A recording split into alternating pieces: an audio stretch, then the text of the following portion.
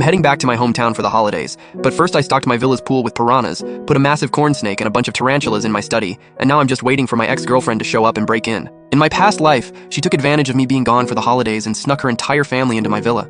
They slept in my bed, drank my expensive wine, and her two nephews destroyed my entire collection of collectibles. 6 months later when I got back, I saw the wreckage and I was furious. When I tried to hold her accountable, my ex Willow actually live-streamed a fake suicide to guilt-trip me.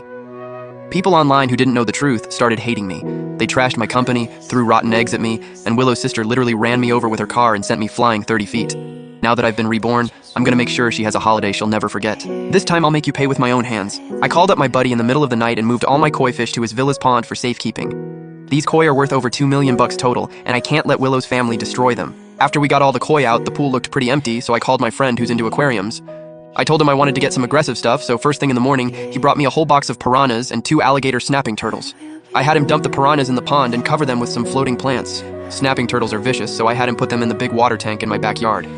My friend said these things are brutal. One whiff of blood, and they can strip a goose down to the bone in seconds. I was loving it. Then I asked him if he had any reptiles he could recommend. I mean, I'm not gonna be home for the holidays, so I want to keep burglars out. My friend got it immediately. How about a corn snake? Non-venomous, huge, scary as hell. And I got these non-venomous tarantulas too, they look terrifying. After I got everything set up, I confronted Willow, showed her proof she cheated on me, broke up with her without hesitation, kicked her out of the villa, and changed all the locks. But right before the holidays, she had the nerve to show up at my villa door. Why'd you change the locks? I can't get in anymore. We broke up, of course I changed the locks. You're not welcome here. You disgust me. We were together for a while, how can you be so heartless? That guy was married, I broke up with him. Now I don't even have a place to stay. You're going back to your hometown anyway, the house is just gonna sit empty. Willow had been to my place before. She knew my villa looked modest from the outside, but was super luxurious inside. The pantry was stocked with all kinds of food.